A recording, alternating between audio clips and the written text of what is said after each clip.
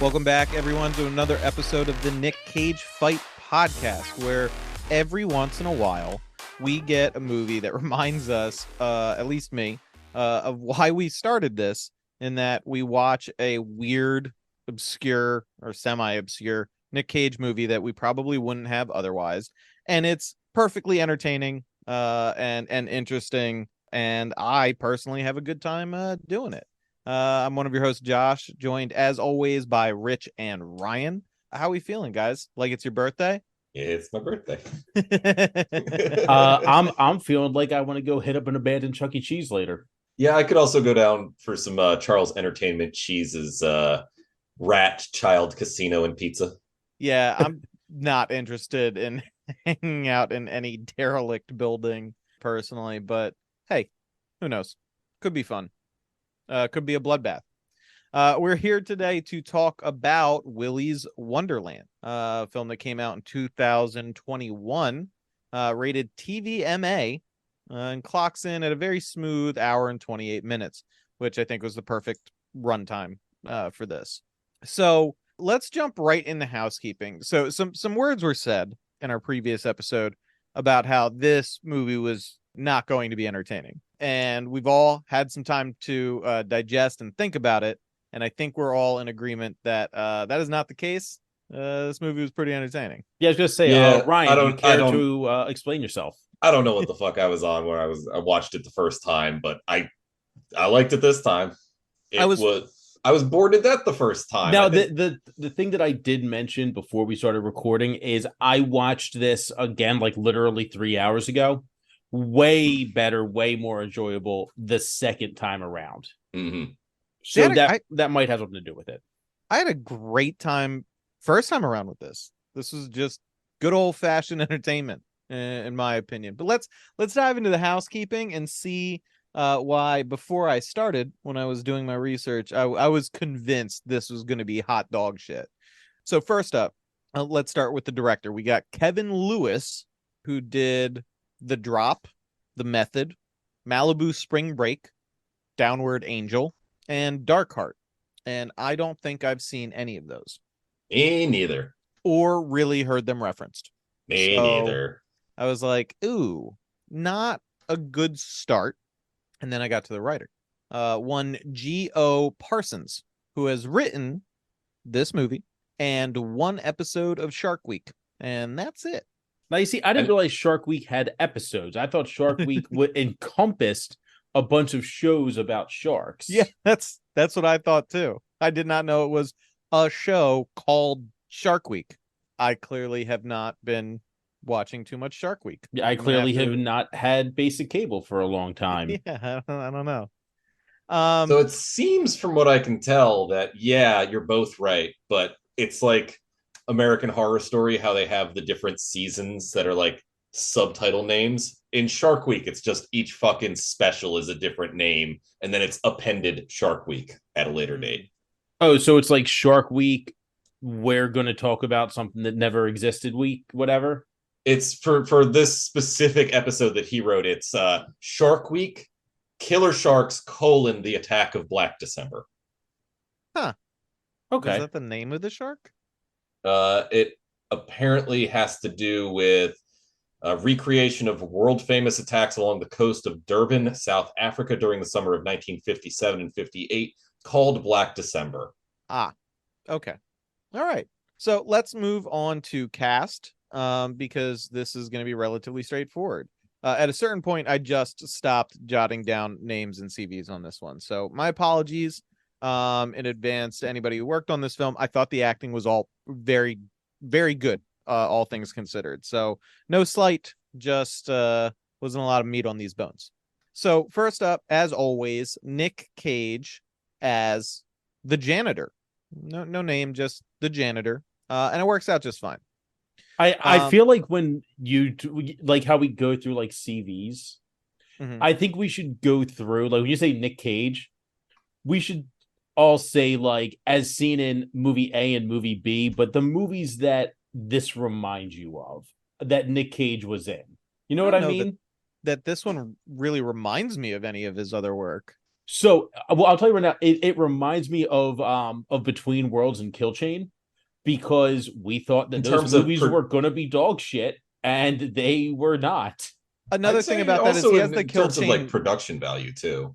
Yeah. Yeah, he has the kill chain hair and facial hair in this one. Well, I think so. This movie, I think, was supposed to come out in 2020 because one of the taglines in this, like on one of the movie posters, is 2020 is not over yet. And Kill Chain was done in late 2019. Huh. Okay. That tracks. Yeah, so he does look, very Kill Chain-ish. So the next person on this cast list that they spent all of their casting money on is Beth Grant as Sheriff Lund. We got back-to-back Beth Grants, if I'm not mistaken. But she's been in Donnie Darko, No Country for Old Men, Speed, Little Miss Sunshine. Not back to back. We had Wicker Man in between this and Matchstick Men. Yes. Gotcha. Okay. All right. And Matchstick Men, another Nick Cage joint. And she was wonderful in The Mindy Project, a bad show that she was very funny in. Mm. She always plays her role very well, in my opinion. Yeah, she's a gem. Yeah. Great fucking character actress. Yeah. And so now we're gonna get to the gang of teenagers. Well, at least one of them, and I can tell you outright, I do not recall or reference them by their names at any point in my notes, nor will I in the description of the plot.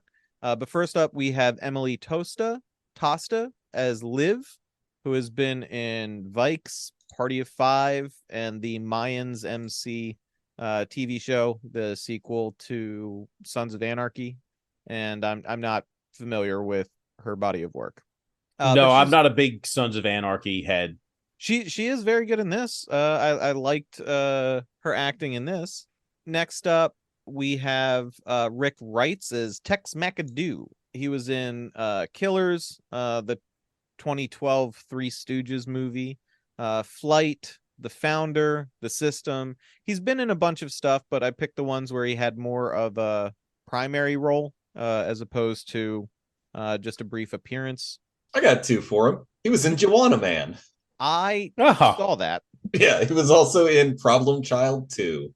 I saw that as well, and I didn't put down Joanna Man because I didn't want to remind anybody of the existence of Joanna Man. Fair.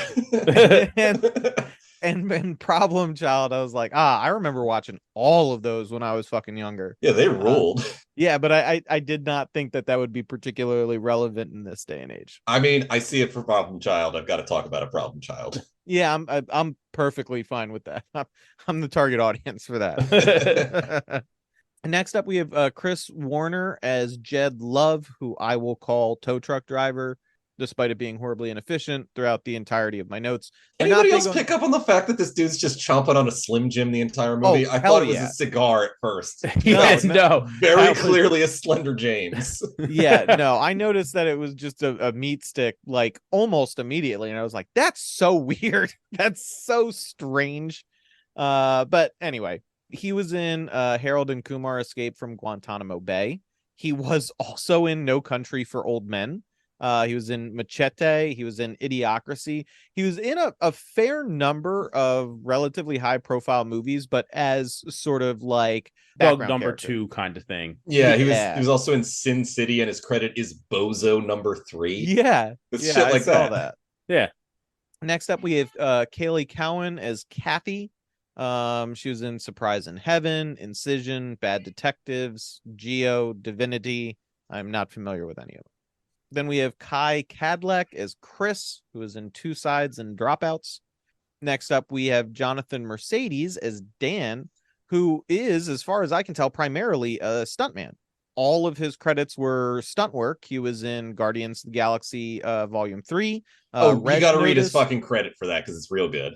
What is it? I don't have it in front of me. I just have the guy gets Gamora shot by Gamora. Shoots this guy. Yeah, Gamora shoots this guy. With an exclamation mark. Excellent credit. Love to see it. Yeah.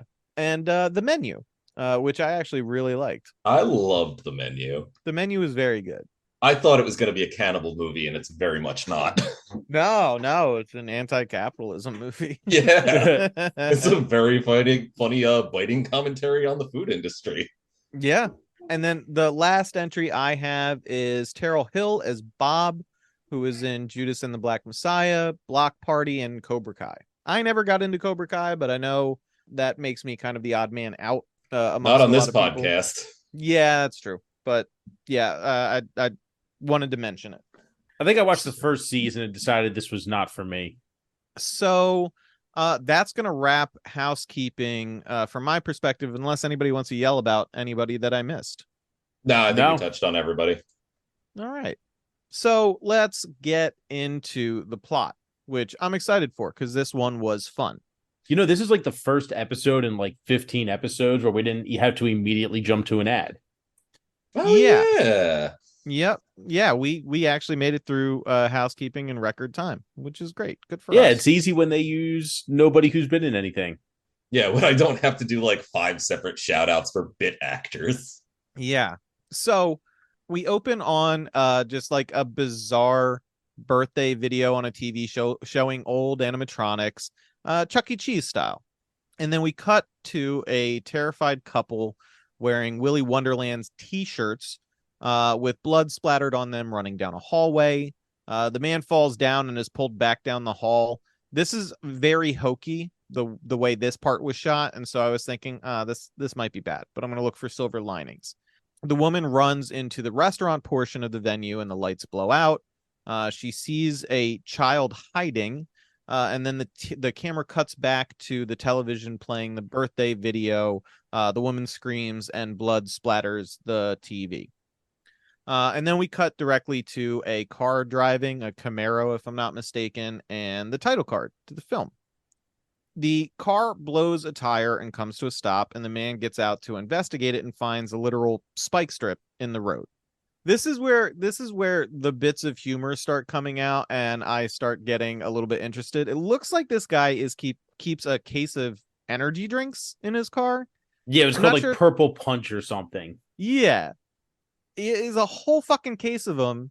He cracks it and chugs it like in one go. And you know this man is Nicolas Cage. They're just off-brand Rippets. Yeah, they love me a Rippet. Gotta love a Rippet.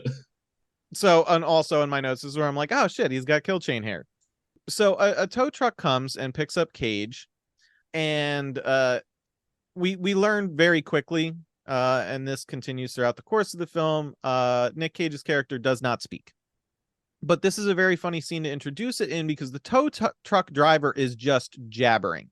He's just one of those guys that talks and talks and talks. And there is, no response whatsoever from Nick Cage. So the guy's even doing his bit where he's like filling in what he thinks the person is thinking so he can continue having this conversation. It's a funny scene. I enjoyed it. All while just chewing on a Slim Jim. Yeah. Snapping into a Slim Jim, if you will. Yeah, like a double thick Slim Jim just in his mouth like a cigar. It's crazy. It's awesome. I love it. It is. It's very weird. Like, all you got to do is give a character one weird trait, and I automatically love them. Yep. Yeah, I'm down for that. So then we cut to a young woman in Doc Martens attempting to burn down Willys Wonderland.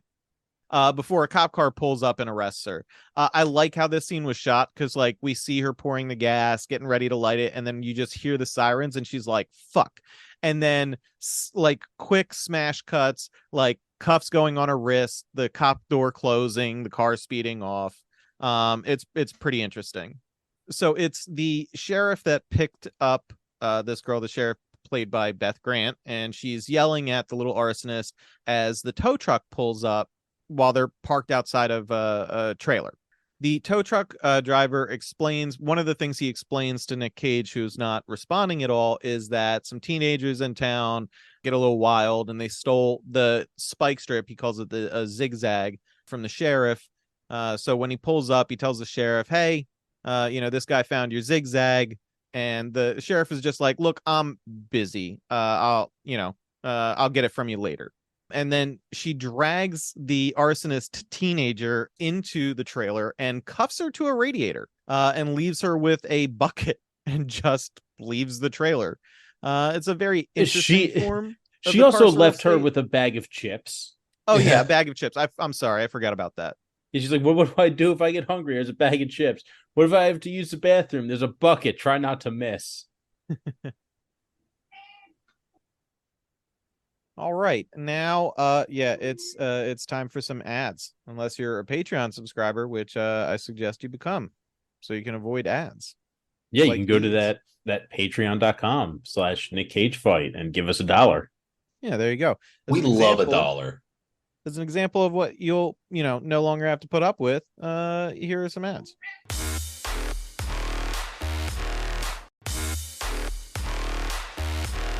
Damn fine ads, but I'm sure you could probably, do without having to listen to those. So, I mean, the ads for Willys Wonderland were way better. They loved birthdays. That was their bread and butter.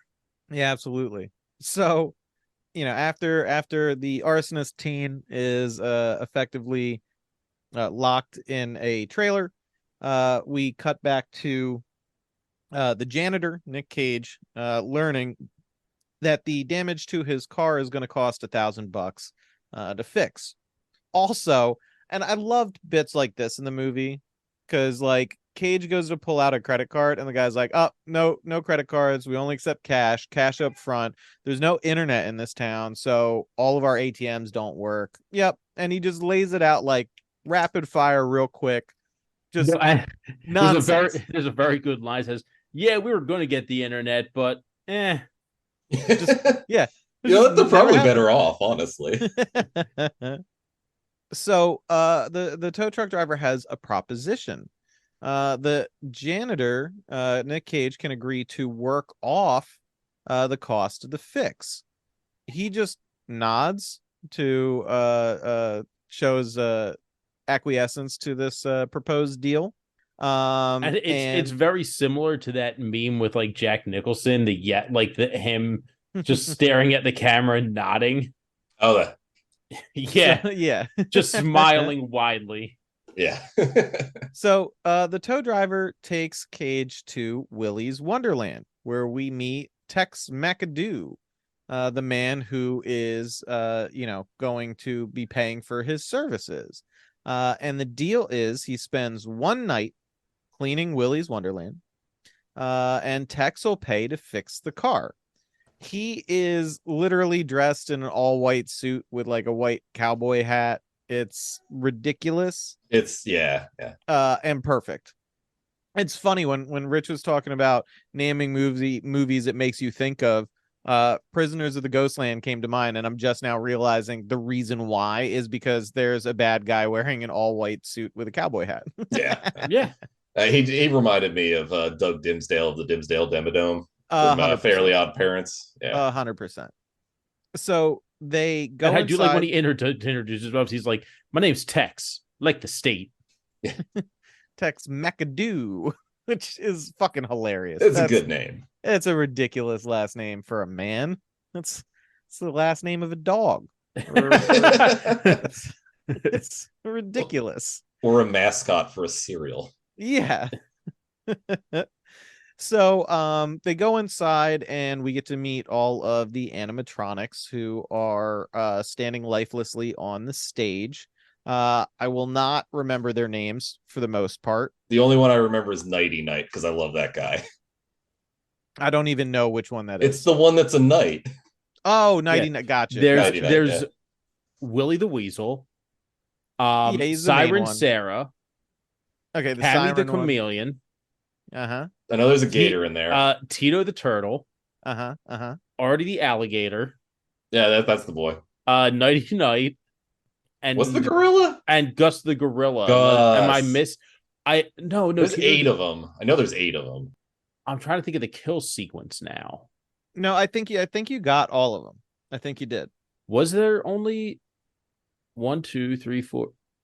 Hold on. I'm looking at a 1, 2. No, there was 7. Oh, there's the ostrich. Oh shit, there was an ostrich. What the hell was the?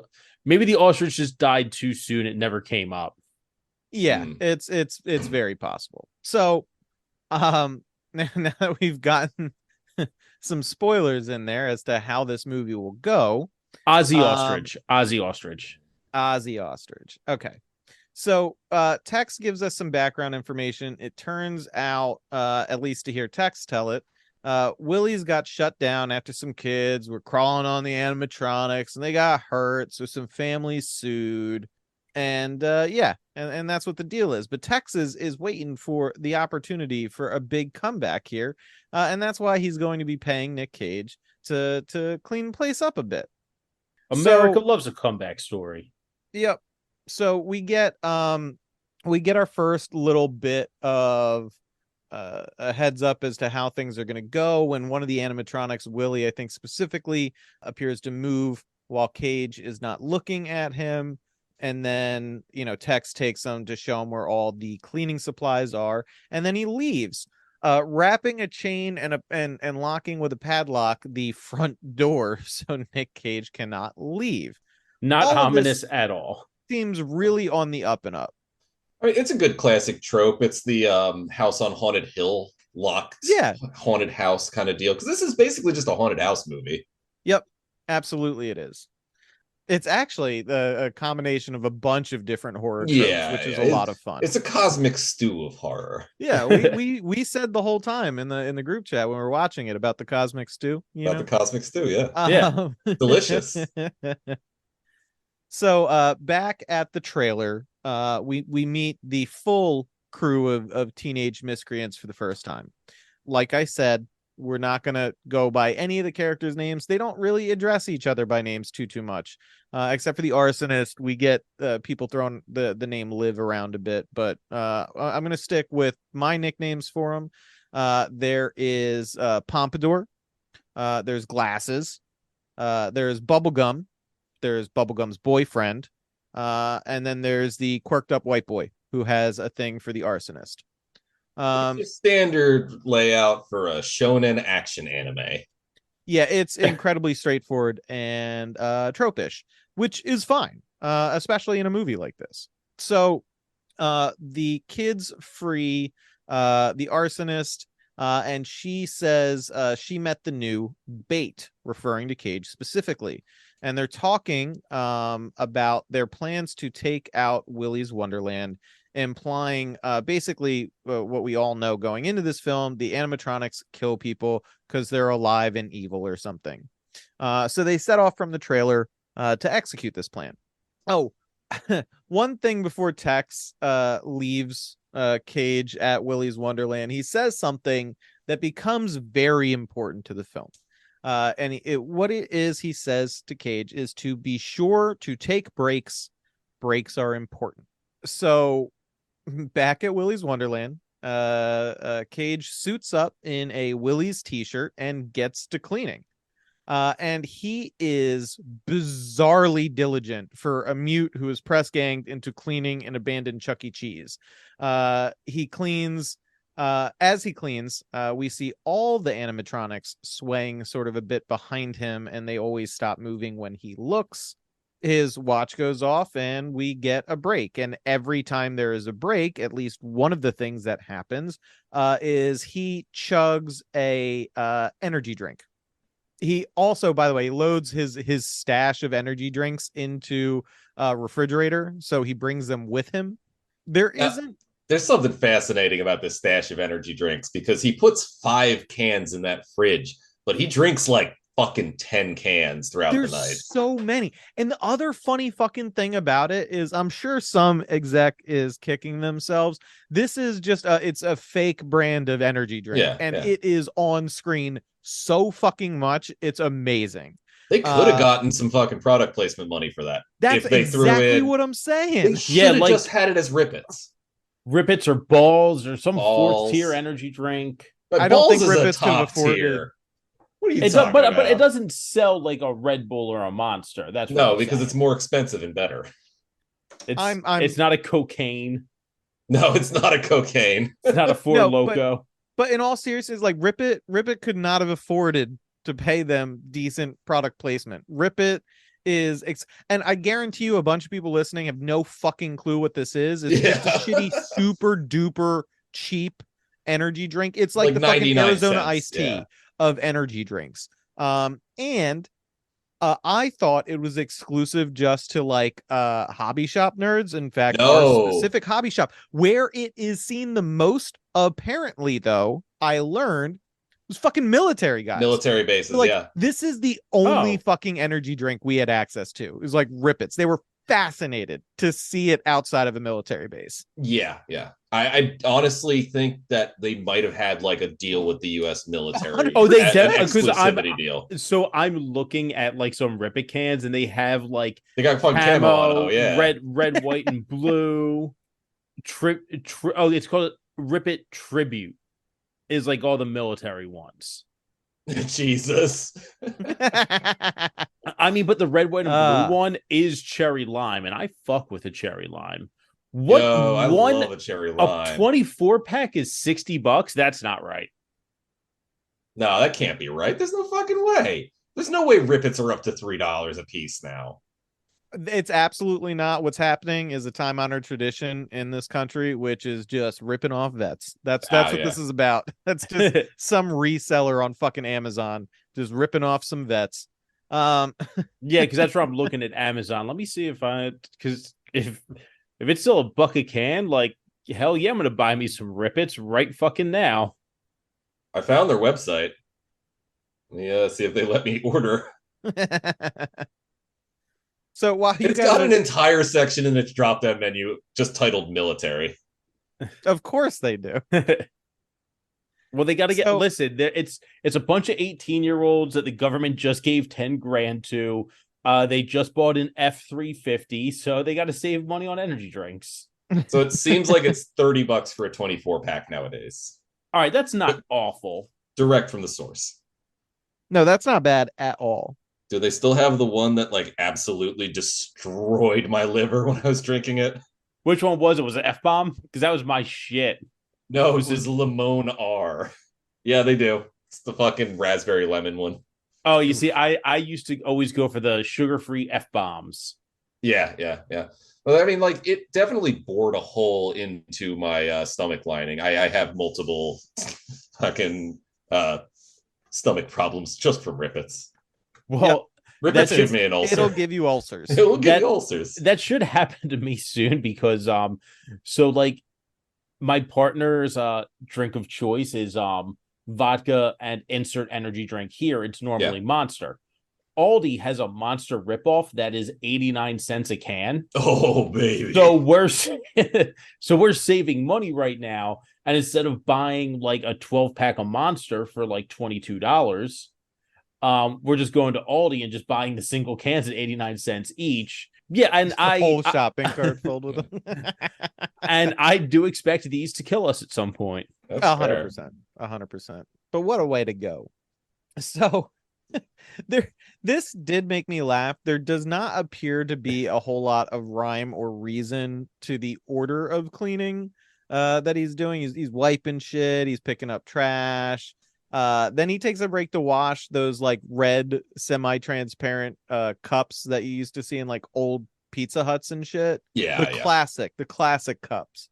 The ones that are like they have that specific shape on the inside for washing, for like industrial washing machines. Yeah.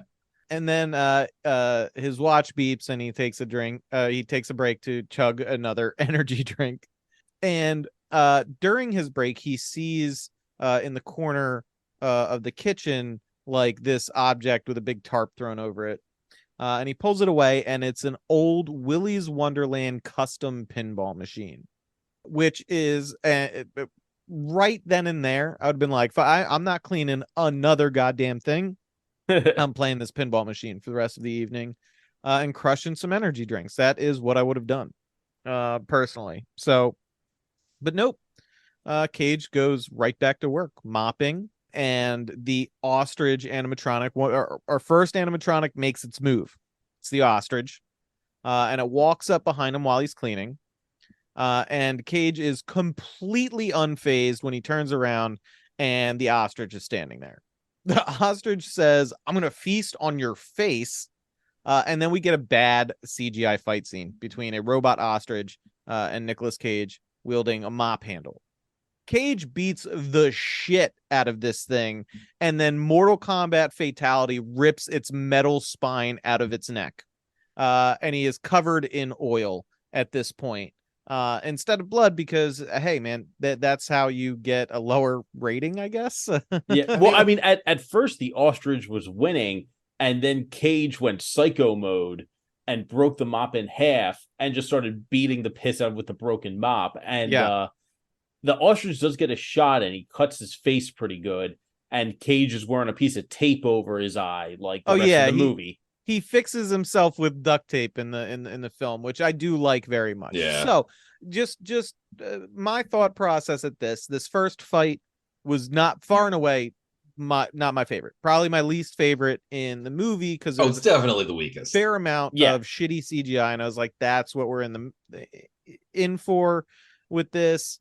And my critique was, man, like you could have just gone full puppetry, just do some wacky camera angles. Just don't hire Beth Grant. And you needed Beth Grant. You needed Beth Grant. And I was like, and this could be fucking fantastic, but if this is what I got to settle for, fine. That was my thinking at this point in time. Then we get to my not my second favorite, another one of my favorite bits in this, which is Nick Cage goes and changes into a fresh Willys Wonderland t-shirt because the other one's all gunked up with oil now. And that's when he applies the duct tape to the cut on his cheek. And gets back to work. Real quick, they still make sugar-free F-bomb rippets. So I saw that. That's what I'm doing. About to be spending $30. Sorry, continue. I'm gonna have to what fucking even buy was some the of these flavor things, of that one? I don't remember. There's just a bunch of fruit at the bottom. Okay. I see a cherry, I see a pineapple, I see some blue stuff. Oh, I love blue stuff. Give me the blue stuff. So we blue cut to strawberry there. Apparently, I'm sorry. It's okay. It's a trip down memory lane. We gastrointestinal distress. Yeah, no, I mean that hasn't changed. I don't know about you guys, but my energy drink consumption per day has gone up wildly. Yes, it has gone up wildly, and it's one of those things where it's like I will lie to my doctor about that. I won't lie about my drinking, or any other thing that people would usually lie to their doctor about. I'm very straightforward, but I will not tell that woman how many energy drinks I consume on a daily basis. Wait, I'm pretty good about that. I only down the one Red Bull usually on my way into work, and I don't drink them on my days off. Wait, Josh, how many is it on a day? Okay, so a standard day is 2. I need 1 as soon as I wake up, and halfway through the day, I consume a larger one. Rookie numbers. On a bad day, yeah, I know. Got to pump those numbers up.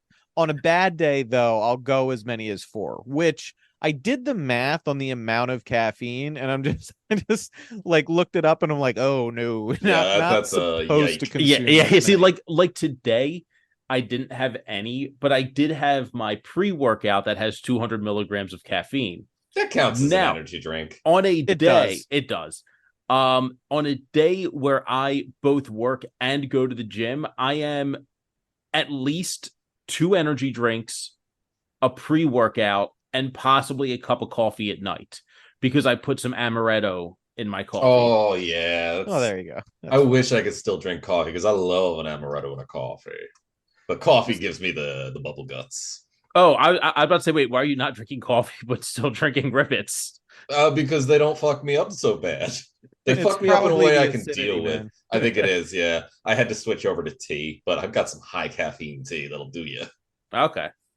See, I prefer tea to coffee. I prefer just synthetic sugarless energy drinks as my caffeine vehicle primarily. Well, yeah. But as far as hot energy beverages are concerned, no. I'm normally going at tea. The only time I drink coffee is so I have like these big mugs. That's like a double cup of coffee. I put my coffee in there, put in 2 shots of amaretto. I put in a splash of Kahlua and a whisper of peppermint schnapps. Ooh, and try it with a little splash of sambuca next time. And I know that sounds awful, but no, it actually sounds really fucking good. No, it does sound really good. But you're drinking that at night? Is it decaf at least? No, just go No, to sleep fucking afterwards. no, we're just Italian. Don't. Yeah. Yeah, caffeine doesn't work on us. I'm sorry. That reminds me of one of the fucking stupid things I saw on the internet this week, which was somebody who's like, he's like, yeah, one of those grind set people. It's like what you should do if you really want to like max out your grind is to drink a bunch of caffeine before you sleep. Make your dreams go faster. It's gonna jack up your heart rate, and it's like getting double the sleep. And everybody's like, that's fucking insane. It is fucking crazy. That makes no fucking sense. I love grind set people. They're so awful at everything. They never tell you exactly what they're doing. It's just buy my book for $70. Yeah, well that's their grind. That's the grind set, yeah. It's selling grind set. But no, the only caffeine hack that has to do with sleep that I will impart to people is if you need a power nap, something that does actually work decently is to consume a moderate amount of caffeine and then sleep for 45 to 90 minutes and then pop right up from that. As long as you're not in stage 3 or 4 of sleep when you wake up, it's like you slept a lot longer than you did. So there's my tip. Nah. The only grind set I care about is a grind core set. So at the sheriff's station, we have a statey helping out the sheriff, getting paid double overtime. And the statey's a little bit confused by this. It's like, you're asking for my help to enforce a curfew in this tiny ass town. Like, what does it matter? What are we doing here? And she's like, we're gonna sit here and hope that phone doesn't ring. And he's like, all right. Back at Willys, Cage tries to leave after demolishing this ostrich and finds the front door locked. So he chugs another energy drink, and we get a great groan at the end of him just crushing this can. And then he goes about cleaning up the old pinball machine. It's absurd to me after being attacked by an evil animatronic that Cage just decides to continue to clean. And he moves on to the end's heavily graffitied bed. Here's my legitimate complaints about this movie. I like a lot of the quirks in it, and I like a lot of the dumb stuff that they do that's funny. I don't know if this was an intentional joke or if it was just poorly thought out set design. The graffiti is 100% like obviously staged. It's Halloween haunted house graffiti. Yeah, exactly. It says like kids died here and gates of hell. Like, and it's like bubble letters, skull and crossbones. You know what I mean? And all like properly spaced out, nothing like repeatedly tagged over top of itself and shit like that.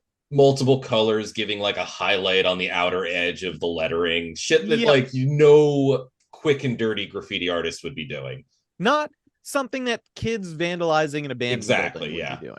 So that got me a little bit, but that may very well, given the tone of the rest of the film, might have been a very purposeful visual gag. I just don't think it was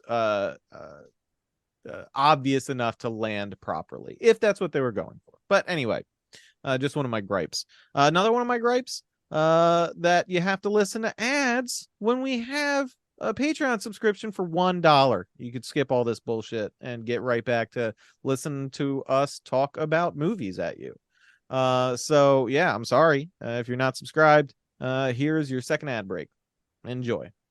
Actually, I hope it makes you miserable and gets you to buy the Patreon. Give us $1. Yeah, it's just $1. Give us $1. So look, before you start hitting that fast forward button, just go to patreon.com/NickCageFight. Give us $1. Get rid of these ads.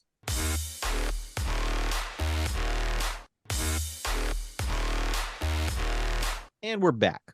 I wonder if Did you give us $1 yet? I wonder if they gave Willie $1. Would he stop eating them? $1. Yeah, no. That might have been the source of all of the problems in this film. Yeah, Willie just needs more dollars. So ram him into his widened mall.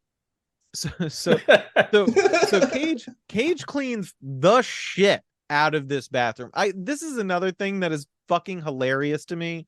He's really good at cleaning. Insane badass drifter who doesn't speak, is amazing at murdering murderous animatronics. And he's tough on grime. Yeah, he can clean the shit out of a bathroom. He clears this bathroom up until it looks fucking beautiful in just a quick montage. It's crazy. So back in the restaurant section, the animatronics start doing their birthday routine to a captive audience of just Cage. Like, he hears this going on, walks out, watches it, and just throws a power switch, and they grind to a halt. The door to the bathroom that he was just in slams after he throws the power switch. So he goes back in and he sees a mirror that he had just cleaned spotless, reads, "It's your birthday," in what looks like blood, which he is completely unfazed by and just cleans that fucking mirror again. And then all the stall doors in the bathroom slam shut, and we get this weird, threatening animatronic demon voice talking about playing hide and seek and threatening to eat Nick Cage's eyes and soul. And so Cage checks all of the stalls, and then he gets the last one, and the fucking gorilla animatronic busts out and just starts fighting the shit out of him. Amazing. This was the scene where the movie turned around 100% for me. I was like, this is good, and I know I'm going to talk about how it's good from this right here. The fight scene is fucking fantastic. I didn't notice any CGI in this. It is all stupid puppetry stuff. Like, it's just a guy in a gorilla suit. I love a guy in a gorilla suit. So fantastic. Like, there's the bits where it's just like there's clearly just like a GoPro taped to the end of gorilla arms that Cage is just holding around his neck and swinging around wildly. Yeah. It's violent in a hilarious way. There's a great bit where Nick Cage uses a plunger as a weapon, of course, slamming the plunger portion on the face of the gorilla to knock him into a wall. Well, that makes it funny. It's hilarious. And having used the plunger to gain the upper hand in this physical conflict, he drags the gorilla over to a urinal, puts his mouth on the edge of it, and curb stomps the gorilla through the urinal, followed by a huge splash of oil. I'm pretty sure I've seen the Punisher do that to a mobster once. That's fucking I was going to say, crazy. Do you think that's a American History X reference? Yeah, probably. Yeah, probably. So in the worst Cage, way. Yeah, Cage has to do exactly what he had to do at the end of the last animatronic fight, which is use duct tape to repair his wounds. It looks like he might have cracked a floating rib or two, so he just wraps his entire torso in duct tape and changes into a fresh Willy Wonderland's t-shirt. And I'm fully bought in at this point in time. I'm having a good time. So he crushes another energy drink. And during his break, this is another insane scene that just cracked me up. He files his nails, but just with like a patch of sandpaper. Yeah. Yeah. It makes no sense. And then he plays the fucking pinball machine. Finally, I was really hoping he would do that. He does. He crushes another energy drink. This is a 2 energy drink break for him. And this is where the truck full of angry teens shows up with multiple cans of gasoline to finalize their attempt to burn down Willys Wonderland. So they start soaking the building in gas. Now, listen, this is dumb as shit. Gas is too volatile. It'll be gone by the time they come back to light it. Doesn't make any fucking sense. Also, you got to worry about the fumes. Don't believe in the movies where like you could just light the corner of a pool and it'll all go up. Gas fumes the liquid is not actually the flammable part, it's the fumes. Yeah. So just practice point for everybody listening: be careful if you're using gasoline as an accelerant to start a fire, even just a regular fire for fun, not trying to burn down a building. Be careful, be mindful of the fumes. You don't use gasoline in your Molotovs. It's a bad idea. It will blow up in your hand. The other thing is, like I said, I've never burnt down a building. I'm not sure just sloshing gasoline on the stucco outside of a building and lighting it is actually going to burn a building down. But like I said, I've never tried it. So maybe these kids were onto something. It seems like an odd plan to me, but you know. So the building fully saturated, the exterior at least. They pause before lighting it up because they know there's a guy in there. And so they tap on the glass to get his attention, but Cage just ignores him. He sees them and then just goes back to what he was doing. Liv, our original little arsonist, seems like the only one of these teens that is not in a rush to commit felony murder by burning this place down with a person inside. So she decides to go in and get him out. So she gets into the building via absurdly spacious air ducts. It's hilarious how big these things are. Like, she's crawling on her hands and knees, but she could have like just got a little crouch walk going pretty comfortably. Unfortunately, she's ambushed in the air ducts by the alligator animatronic. She manages to escape into the building just barely. Unfortunately, she lands directly in the Siren animatronic's weird fake forest. And Siren is fast, like Sonic fast. She easily jets away from a couple of weak jabs and slashes that the arsonist teen throws at her. And I'd also like to point out that her animatronic costume is just being a lady with a fucked up head. Like, she's just wearing a mascot head, and then the rest of it is just a lady body. Yeah, it's knockoff Tinkerbell. Yeah, is what it is. It's for copyright reasons. This is not Tinkerbell. Yeah. We have Tinkerbell at home. Yeah. So she eventually gets snagged by the animatronic and screams. Cage and her friends all hear it, and the teens argue about saving her or leaving. And they ultimately get talked around to trying to save her. Now, we get some of the teenage crew's dynamics here. I'm going to go over it real quick. Pompadour doesn't really have too much personality. Glasses also doesn't have too much personality. Bubblegum seems to be friendly with Arsonist, but Bubblegum's boyfriend is kind of just here for Bubblegum. He doesn't seem overly invested in this venture. And then Quirked Up White Boy is very into Arsonist, and so everything he suggests primarily has to do with hanging out with her or trying to save her. So meanwhile, Cage, the janitor, investigates the sound in the forest, and the arsonist girl literally falls on top of him. She once again reiterates his need to leave so that they can burn this place down, but Cage just ignores her again. The teenage crew, meanwhile, has moved up to the roof to see if they can get into the air duct that the arsonist used, and an argument breaks out about basically everybody else not really wanting to go into this place. That was the whole point, was to burn it down from the outside, not put themselves at risk. And it ends up in a bit of a scuffle between Quirked Up White Boy and Bubblegum's boyfriend. Fortunately, this building is old and derelict and has a shitty roof, so they crash down through the ceiling, all of them, and land in the ball pit that is in the main restaurant portion of the venue with the animatronic stage. They all start yelling at each other.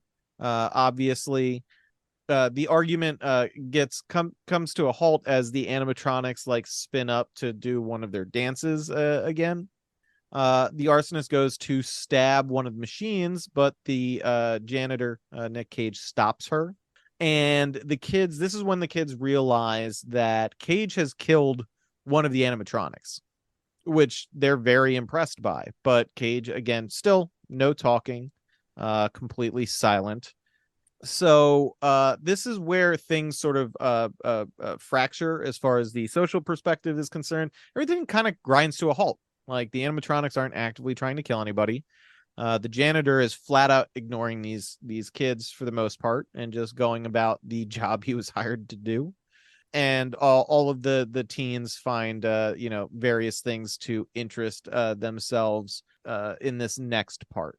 So before we get to the next scenes, we get a big exposition dump and stuff like that, and we move the movie forward. But this is roughly the halfway point of the film, if my notes are to be believed.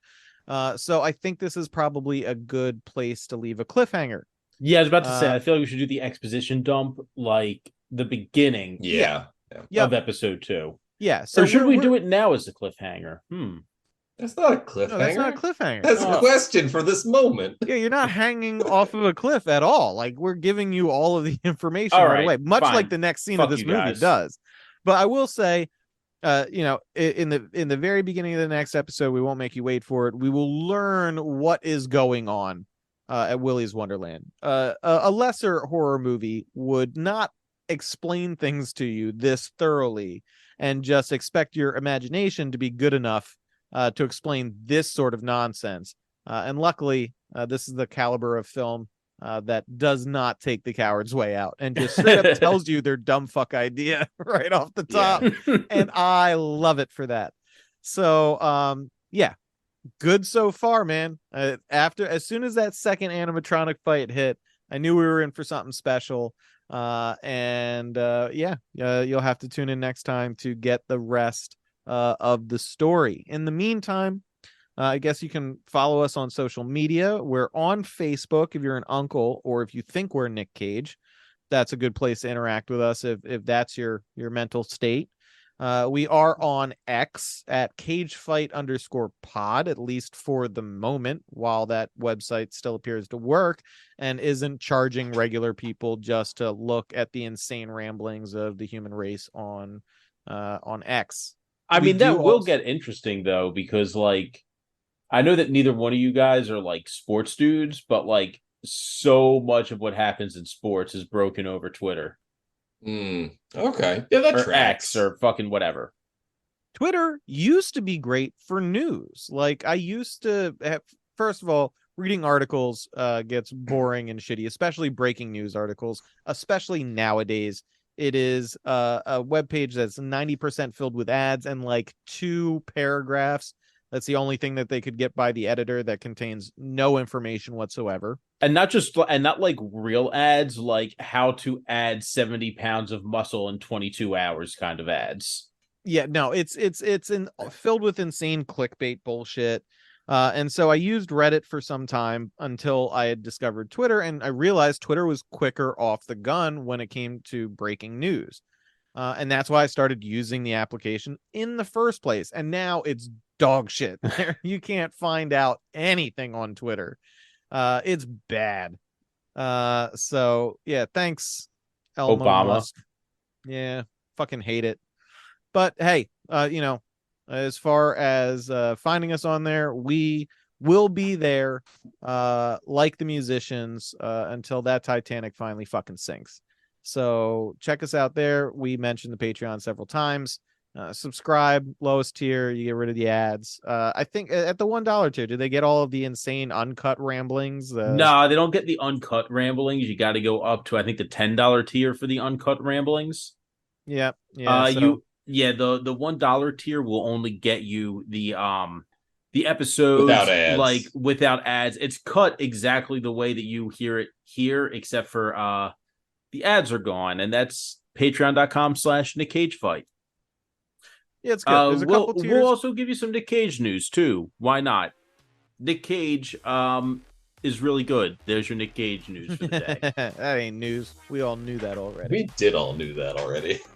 So, yeah, good. That's great. That'll do it for us for this episode. Thanks, as always, for tuning in and letting us regale you with play-by-plays of stupid Nick Cage movies. There's sometimes good Nick Cage movies, but oftentimes bad Nick Cage movies. And sometimes it's like 50-50. and sometimes they're good, bad, and crazy all at the same time. Absolutely. Those are my favorite ones, personally. Yep. But yeah, thanks again. And as always, listeners, please remember, we appreciate you.